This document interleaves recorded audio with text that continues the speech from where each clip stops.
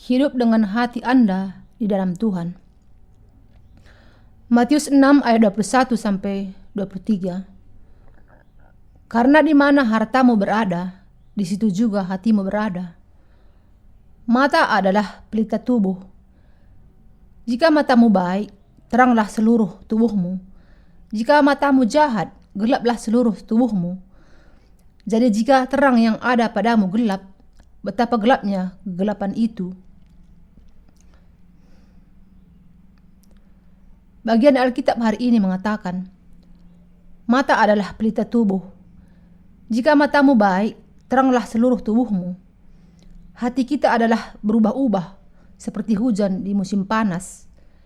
Pikiran manusia juga seperti itu. Akan tetapi, Tuhan mengatakan, mata adalah pelita tubuh. Yang dimaksud oleh Tuhan di sini adalah bahwa seluruh tubuh kita akan penuh dengan terang jika mata kita baik. Dan bahwa kita harus memperhatikan tentang bagaimana kita memusatkan pikiran kita kepada apa yang datang dan pergi. Karena mata adalah pelita tubuh. Ketika mata baik, seluruh tubuh menjadi penuh dengan terang. Tetapi ketika mata itu jahat, maka seluruh tubuh menjadi penuh dengan kegelapan. Ketika hati kita suram, maka semua yang kita lihat menjadi gelap. Tetapi kalau kita merenungkan Injil air dan roh, sekali lagi, hati kita akan menjadi terang. Ketika Tuhan berbicara mengenai mata, Ia sedang menjelaskan mengenai iman di dalam hati kita. Hati kita tidak tetap teguh. Hati Anda dan saya datang dan pergi. Hati kita sering menjadi terombang-ambing ketika kita merenungkan Injil air dan roh. Hati kita mengasihi Tuhan, tetapi sebentar kemudian kita tergoda untuk mengasihi dunia dan pemikiran kedagingan kita. Kita sedang berbicara mengenai apa yang harus diperhatikan oleh hati kita. Mata adalah pelita tubuh. Karena itu, kita harus berpikir tentang Tuhan dan mencurahkan hati kita untuk memberitakan Injil air dan roh. Ketika kita berpikir tentang bagaimana sempurnanya Tuhan sudah membasuh dosa-dosa kita, kita memahami bagaimana hati kita sudah disucikan, sebagaimana yang dikatakan Tuhan di dalam Perjanjian Lama. Sekalipun dosamu merah seperti kirmizi, akan menjadi putih seperti salju. Sekalipun berwarna merah seperti kain kesumba, akan menjadi putih seperti bulu domba. Yesaya 1 ayat 18. Tuhan sudah menghapuskan dosa kita secara sempurna dengan menanggung segala dosa dunia melalui baptisannya oleh Yohanes Pembaptis dan disalibkan di dalam Perjanjian Baru. Kita harus berkonsentrasi kepada Injil air dan roh, meskipun hati kita terombang-ambing kadangkala antara Tuhan dengan dunia. Kita harus memusatkan perhatian kita kepada memberitakan Injil air dan roh. Kita bersyukur kepada Tuhan yang sudah menghapuskan dosa-dosa Anda dan saya. Kita harus senantiasa mengingat di dalam hati kita bahwa Tuhan sudah melenyapkan segala dosa kita yang selama ini sudah menutupi hati kita seperti awan yang sangat tebal. Yesaya 44 ayat 22. Hati menjadi terang ketika kita berpikir tentang Tuhan yang sudah menghapuskan dosa-dosa kita dengan cara demikian. Mata adalah pelita tubuh. Karena tidak ada cara lain tanpa Tuhan di mana hati dan jiwa kita bisa diterangi.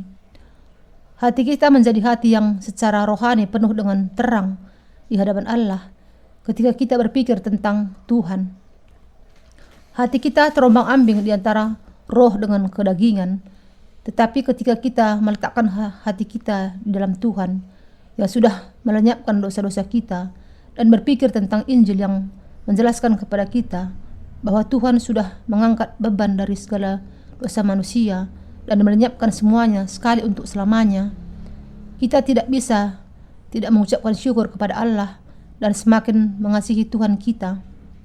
Karena itu, Kita merindukan untuk semakin memberitakan Injil air dan roh kepada orang-orang lain. Ketika kita mencurahkan hati kita kepada Tuhan dan karya kebenarannya, di mana Tuhan sudah menghapuskan segala dosa kita, hati kita akan menjadi terang, dan sebagai hasilnya banyak jiwa menerima keselamatan. Ketika kita berpikir tentang Tuhan dan bersyukur kepadanya dengan iman, hati kita akan dipenuhi dengan Roh Kudus. Inilah sebabnya hati kita menjadi lembut dengan berkat keselamatan yang berlimpah secara rohani di dalam terang.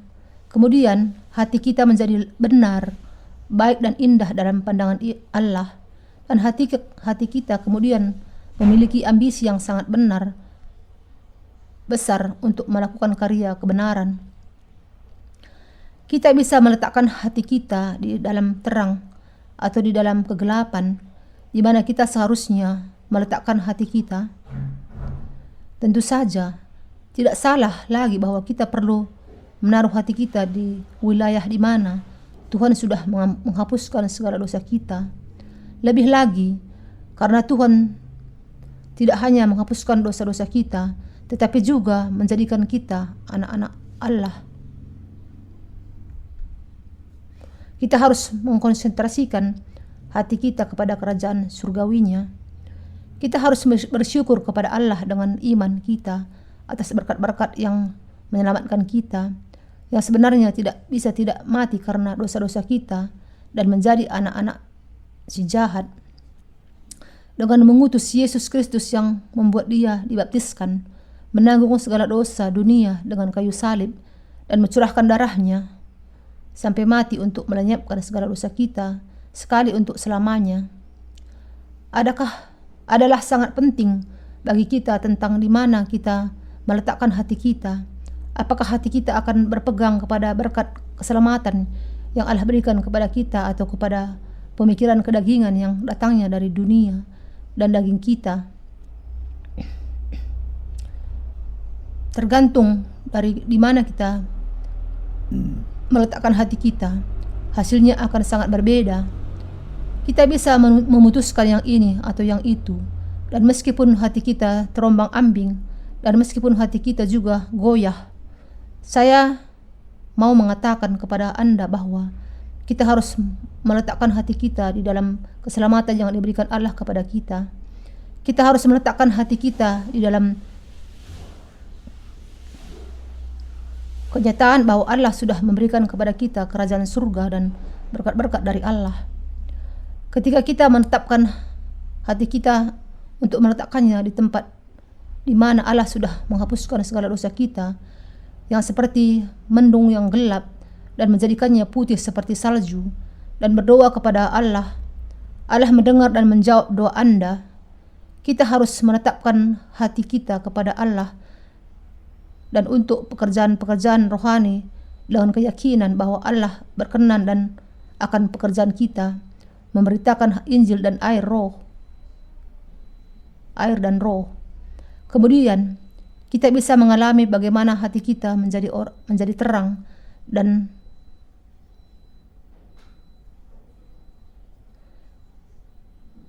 banyak kemajuan dari pekerjaan Allah. Kita bisa menjadi orang-orang yang diberkatinya dengan dipakai bagi pekerjaan Allah yang penuh dengan sukacita dan berkat. Saudara seiman yang terkasih, ketika kita menetapkan hati kita untuk memberitakan Injil air dan roh, hati kita menjadi bergembira. Ketika kita hidup di dunia ini, kadang-kala kita menjadi kecewa dan kadang-kala kita jatuh ke dalam hawa nafsu kedagingan. Tidak ada orang-orang benar yang tidak pernah jatuh. Akan tetapi, meskipun kita demikian, yang terpenting adalah di mana kita menetapkan pusat perhatian hati kita. Di manakah kita masing-masing memusatkan perhatian hati kita? Kalau entah bagaimana, entah Anda meletakkannya di dalam kegelapan, saya berharap bahwa Anda membawanya kepada terang. Kami berusaha untuk memberitakan Injil ke seluruh penjuru dunia. Bagaimana caranya? Saya merasa sangat khawatir seperti bangsa Israel ketika mereka menghadap tembok Jericho yang tidak bisa ditembus ketika mereka pertama kali memasuki tanah Kanaan.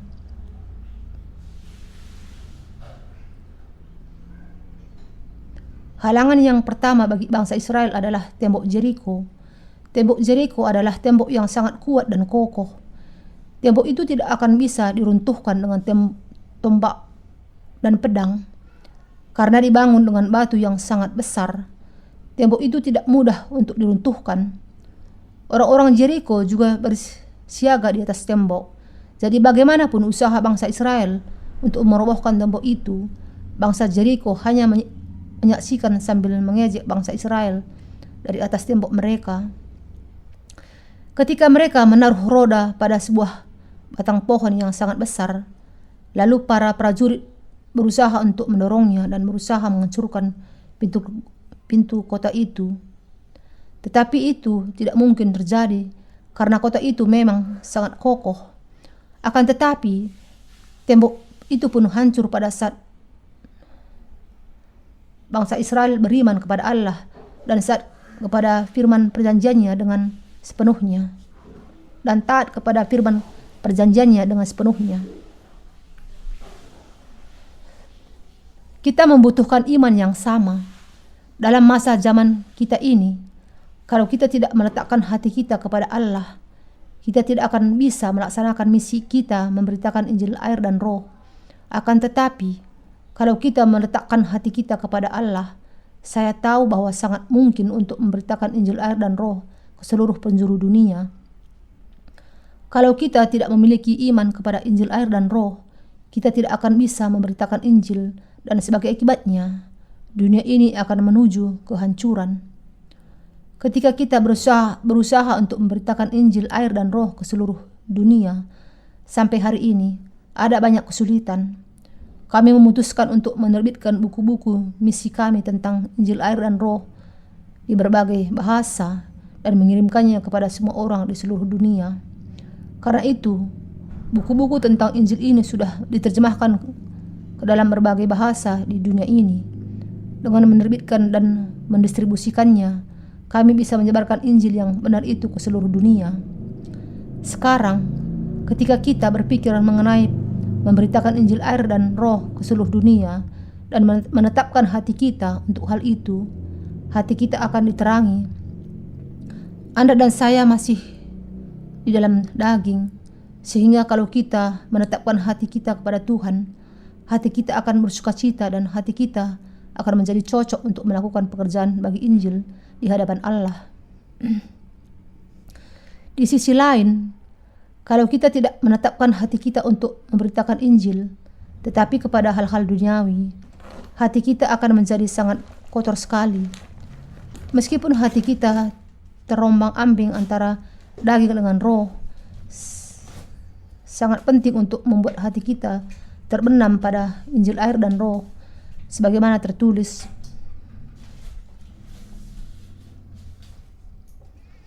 karena di mana hartamu berada, di situ juga hatimu berada. Tergantung kepada di mana kita meletakkan hati kita. Kita bisa menjadi manusia terang di hadapan Allah, atau kita bisa menjadi manusia yang tidak berguna. Ketika kita menetapkan hati kita kepada Allah, kita menjadi umat Allah dan sangat berguna bagi Allah dan sesama. Dan kita bisa menjadi orang-orang yang diberkati sebagaimana Abraham dan hamba-hamba Allah yang bisa membagikan Injil yang memberi kehidupan itu kepada semua orang. Mari kita meletakkan hati kita kepada Allah. Meskipun kita hidup di dalam dunia ini, kita harus meletakkan hati kita di dalam Allah. Meskipun hati kita terombang-ambing, saya berharap bahwa Anda menaruh hati Anda di dalam Injil air dan roh, dan berkat-berkat yang sudah Tuhan curahkan kepada Anda dan bukannya kepada dunia ini. Berapa banyak berkat-berkat daging dan roh yang sudah Allah berikan kepada kita melalui Injil air dan roh. Juga melalui Injil ini, berapa banyak yang sudah diberikannya kepada kita berupa berkat keselamatan. Ketika kita berpikir tentang hal itu, kita tidak bisa tidak menetapkan hati kita kepada Allah. Sangat berguna bagi kita jika kita menetapkan hati kita kepada Allah. Juga sangat berguna bagi kita jika kita menetapkan hati kita kepada Injil. Sangat berguna bagi kita untuk menetapkan hati kita kepada keselamatan besar yang sudah menghapuskan segala dosa kita. sangat pantas bagi kita untuk bersyukur kepada Tuhan dan memuliakan Tuhan, dan sangat berguna bagi kita jika kita bekerja bagi Injil air dan Roh. Kita juga bersyukur kepada Allah karena menjadikan kita sebagai anak-anak-Nya. Tuhan memberikan kepada kita surga, dan hal itu membuat sangat masuk akal jika kita menetapkan hati kita kepada Tuhan.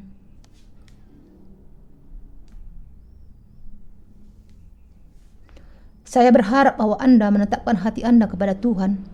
Hati Anda dan hati saya kadangkala bisa bimbang dan terombang-ambing, tetapi kita harus senantiasa mengarahkan hati kita kepada Allah dan hidup untuk pekerjaan Tuhan. Ketika kita berjalan di jalan raya, ketika kita melihat sesuatu yang bagus, mata dan hati kita akan tertarik untuk sementara, tetapi kita harus langsung membawa hati kita kembali dan memberikannya kepada Tuhan. Dalam Matius pasal 6, Tuhan secara khusus berbicara mengenai materi. Karena di mana hatimu berada, di mana hartamu berada, di situ juga hatimu berada. Apakah harta bagi hati Anda? Apakah Tuhan? Apakah berkat-berkat dari Tuhan atau dunia ini? Apakah itu uang? Yang mana? Harta kita adalah Tuhan. Kalau Anda percaya bahwa harta itu adalah materi jenis apapun, tolong ubah pikiran Anda. Dalam kenyataannya, materi tidaklah berharga dibandingkan dengan Tuhan. Ini adalah karena pemilik atas semua materi adalah Tuhan. Akan tetapi, bisa kita hidup tanpa materi? Tidak bisa. Di sisi lain, bukankah materi juga berasal dari Tuhan? Hal itu berasal dari Tuhan. Ia mengatakan, karena di mana hartamu berada, di situ juga hatimu berada. Karena itu, kalau Anda meletakkan hati Anda kepada Allah, segala sesuatu akan datang kepada Anda. Segala sesuatu akan disiapkan bagi Anda kalau Anda berada di jalan kebenaran. Akan tetapi, beberapa pengajaran palsu akan mengajar kita dengan ayat ini sebagai berikut. Kalau Anda memberikan persembahan yang besar, artinya Anda memiliki iman yang besar. Jangan menaruh harta di dunia ini, tetapi di surga. Dengan kata lain, berikan perpuluhan yang besar dan persembahan kepada gereja. Dan mereka lalu menuliskan, karena di mana hartamu berada, di situ juga hatimu berada. Di kantong persembahan dan memberikannya.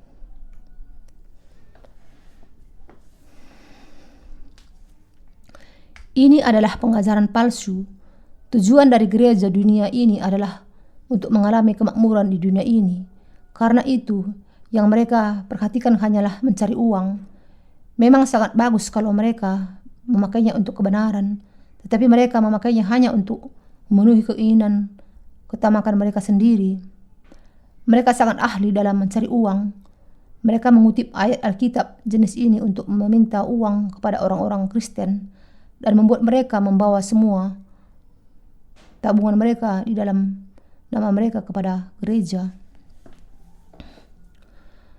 Beberapa pengkhotbah mendorong untuk membangun gedung gereja yang baru dengan mengambil uang dari anggota gereja. Apakah ini sesuatu yang benar? Karena di mana hartamu berada, di situ juga hatimu berada. Karena yang mereka pikirkan hanyalah mengenai membangun gedung gereja, itu harta mereka. Anggota gereja membanggakan tentang gedung gereja mereka yang bernilai $15 juta. Seolah-olah kalau datang ke gereja yang demikian merupakan sesuatu yang mulia dan patut dibanggakan. Kalau kita melihat pikiran mereka dengan sinar X, mungkin tidak ada sisinya. Hati mereka tentu saja kosong juga. Karena yang mereka masukkan ke dalam hati mereka adalah gedung gereja seharga $15 juta.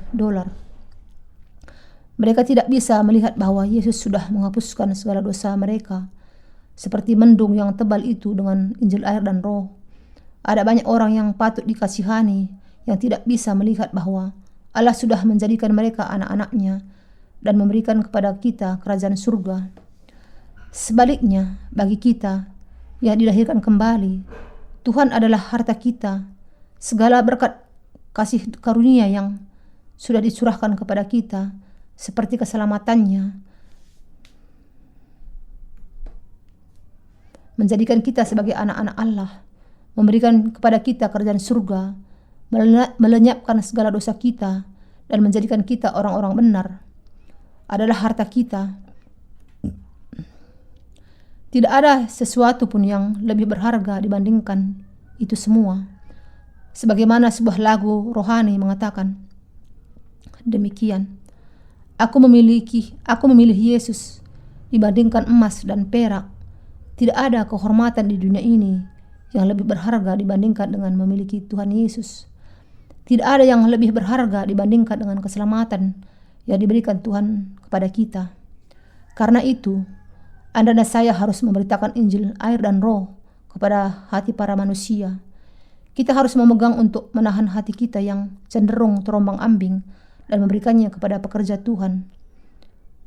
Kalau kita memberikan kepada Tuhan hati kita, kita tidak akan melakukan pekerjaan yang tidak berguna, tetapi bisa pergi kepada kerajaan Tuhan. Kadangkala kita melakukan hal yang tidak berguna, tetapi kalau kita melakukan hal yang lebih berharga, lebih berguna, maka kita akan lebih dipuji oleh Allah dan dihormati oleh manusia. Matius pasal 6 berbicara mengenai hal ini dengan sangat mendalam. Tetapi carilah dahulu kerajaan Allah dan kebenarannya, maka semuanya itu akan ditambahkan kepadamu. Sebab itu, janganlah kamu khawatir akan hari esok, karena hari besok mempunyai kesusahannya sendiri. Kesusahan sehari cukuplah untuk sehari. Anda dan saya harus meletakkan hati kita kepadanya dan pekerjaannya. Kita harus terlebih dahulu mencari kerajaannya dan kebenarannya. Bagaimana Allah menyelamatkan kita? Ia membasuh segala dosa kita menjadi putih seperti salju dengan air, darah dan Roh Kudus. Ia sudah melenyapkan segala dosa kita yang seperti mendung tebal menjadi putih seperti salju. Kita harus mengucap syukur kepada Allah dan bersyukur kepada Tuhan yang adalah juru selamat kita yang sempurna. Dan kita harus mencari dahulu kerajaan-Nya di dalam hati kita. Adalah kehendak Allah bahwa Injil air dan roh disebarkan ke seluruh dunia, sehingga orang-orang yang percaya kepada hal itu menjadi percaya, dan yang tidak percaya. Kita harus memberikan kesempatan yang sama untuk mendengar Injil kepada semua orang untuk memenuhi kehendak Allah. Kita harus melakukan pekerjaan yang demikian. Jadi memang demikian, harta yang benar bagi Anda dan saya adalah Tuhan. Meskipun kita adalah orang-orang yang memiliki banyak kelemahan, mari kita menetapkan hati kita kepada Tuhan. Mari kita meneguhkan hati kita kepada Tuhan dan memberitakan Injil air dan roh sesering mungkin. Haleluya. Kita bersyukur kepada Allah karena menolong kita meletakkan hati kita di dalam Tuhan.